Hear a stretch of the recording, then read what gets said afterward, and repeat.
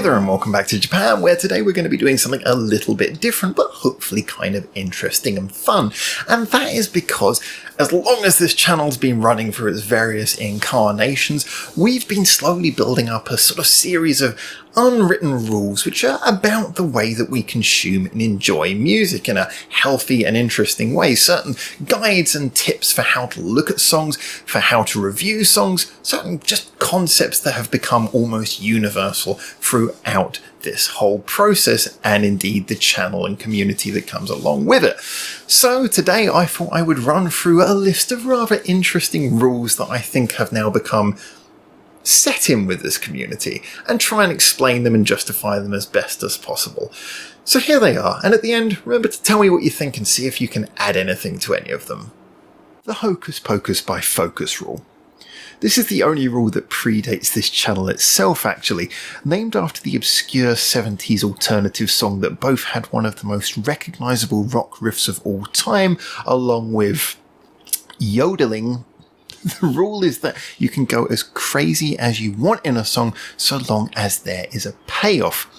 Often I reference this rule with bands like Passcode, Sokin Naru, or Yabai T-shirts Yasan, but if your composition always feels like it is heading towards a recurring refrain or chorus, or if your piece seems to be building through a crescendo to an ending, you can justify almost any well-flowing madness along the way.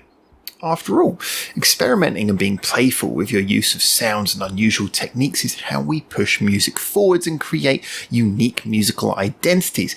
But if you take the listener to a weird place, they need to feel they are there for a reason.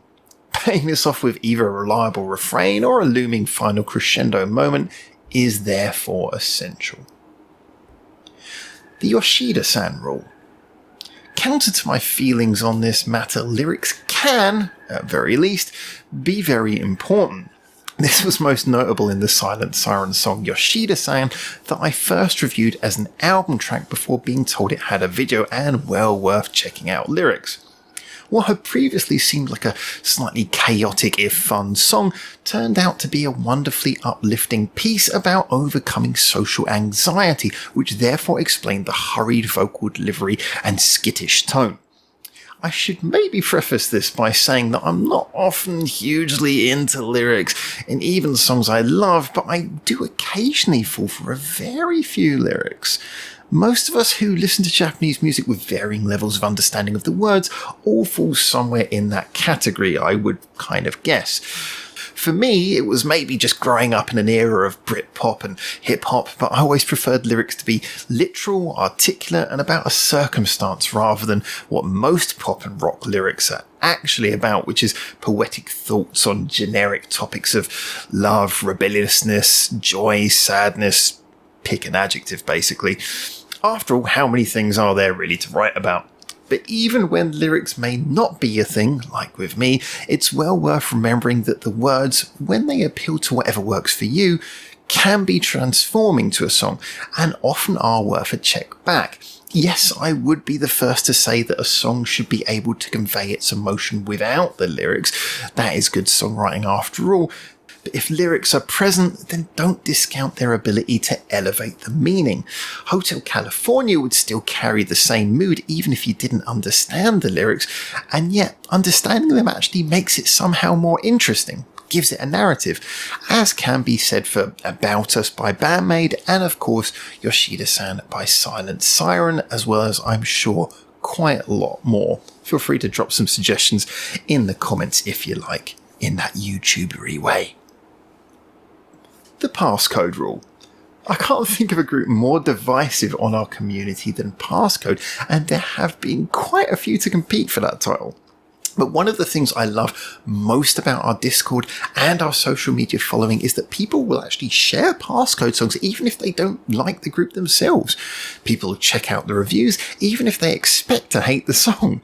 And this brings me to a big factor in music fandom, to be honest. If you don't like something, it's fine to be vocal, but don't ruin it for other people, and certainly at least try it out for yourself. If you want to keep yourself to yourself about your opinions, that's fine. You can let it be known even why you don't like a group without being a dick about it after all, and your opinion should be equally respected. However, if you're into music communities, then take a little time to try and work out why other people like the thing you dislike. It might not change your mind, but will be interesting food for thought at least, and help you join with wider fan bases. Maybe test your own views. The fact that our community just automatically seems to have landed into this manner of thinking when so many others appear not to have makes me really proud of the nature of our channel dialogue, and is one of the biggest inspirations I have to continue as long as I have and into the future. The maid dress rule. I can name 3 bands that have become favourites on this channel that I had put off getting into because of their image. Not because I thought any less of them, just because in a sea of music, it was easy to mistake a visual gimmick as an indication of the values of the artist. I may have been swayed by having mostly worked with artists who had no visual gimmick in the past, but Baby Metal and Band-Maid were both bands who I didn't actually take seriously at first. Again, not looking down on them or mocking them, just assuming it wouldn't have been the most lucrative place to look for new music and just not really my thing, perhaps. Oh, how wrong I was. And I'm not alone in this at all. Scandal was an easier one to explain, as I was in Japan when they debuted in school uniforms, and that's an image that has some rather negative associations tied to it and left me not actively pursuing their music until many years later. I even remember that Silent Siren's poppy image, although it didn't turn me away, certainly had me expecting something rather disposable, only to be met with the intro of Fujiyama Disco, a reaction video many of you will remember for exactly that reaction reason at the beginning. I still hear people making similar visual references about bands like Love Bites and, as I say, the aforementioned Band-Maid and Baby Metal even. But actually, this is just what Japan is like with its artists. I have spoken in a previous video about just how important a visual identity can be for a band, especially a sort of bizarre one when it juxtaposes the actual sound that the artist is going for. And that is a great thing for bringing in new listeners, and it actually adds a lot of character that can't be discredited. But for many seasoned listeners, it may actually push you away from something very genuinely of high quality. It's something where you might look at it, and when you've heard so many bands in the past and have so many bands to choose from in your playlist, you might just say, this doesn't look like it's aimed for me. So, in Japan at very least, just don't judge a book by its cover. A maid by her dress, or a rebel by their uniform. The band that shall not be named rule. Never mention the band that shall not be named. Never mention the band that shall not be named. Never mention the band that shall not be named. And finally, the true fan rule. I've long now fought with how to separate true fans from toxic fans. People who love an artist because their life has been enriched by them, from those who just want something to worship and identify with. There are many telling factors, be it the need to speak on behalf of an artist as though they have some deep personal knowledge of their hero's thoughts, or preaching at other fans to demonstrate their superior purity. But actually, it comes down to one simple rule. It's a home test kit, I'm afraid, but worth checking on yourself if you have any doubts.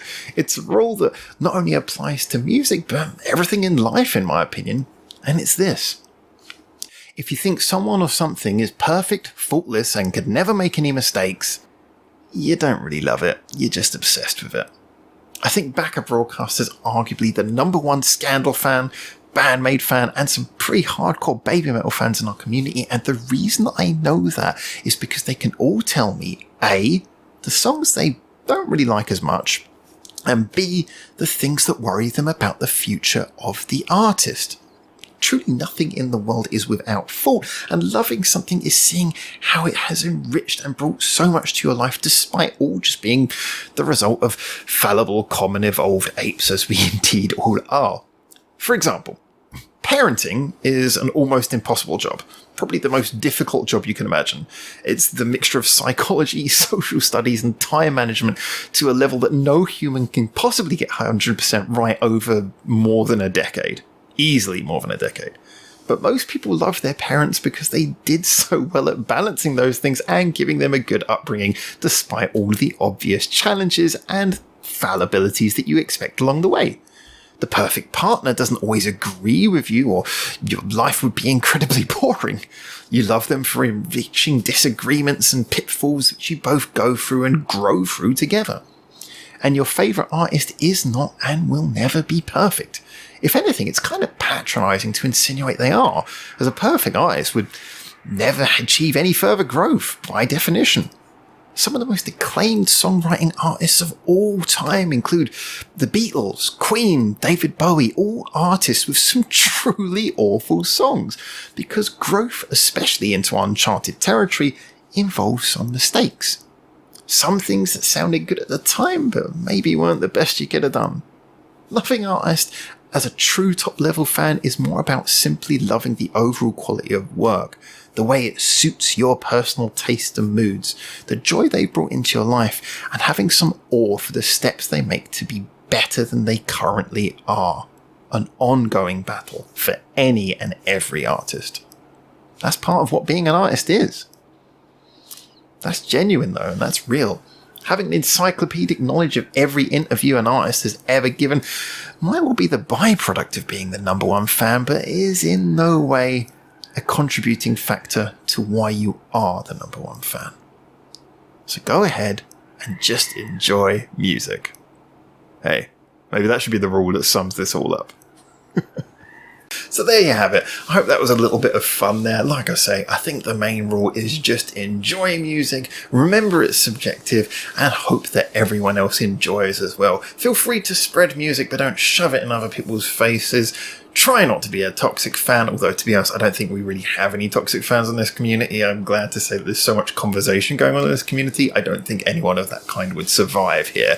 So just be a good music fan and enjoy music. There you go. That's the layman's way. I should have just shortened this entire 15-minute video down to one sentence. Thank you so much as always for tuning in. Like I say, I hope it was enjoyable. I'm looking forward to reading your comments below. Maybe you can think of some extra rules. Maybe you can think of some alterations, some amendments, dare we say, to the rules. Feel free to press like, feel free to press subscribe if you haven't already. Feel free to follow any of the social medias linked in the description below. A big thank you to our patrons as always for keeping the channel alive. You know you do, because without you, we would basically not be here. Not monetized, no adverts. You know I keep on saying that because it's true. So until I hopefully see you very soon in Japan for the next one of these. Thank you for After all that time, I finally can't speak. Thank you so much for tuning in. Until I see you next time, for now, ciao ciao.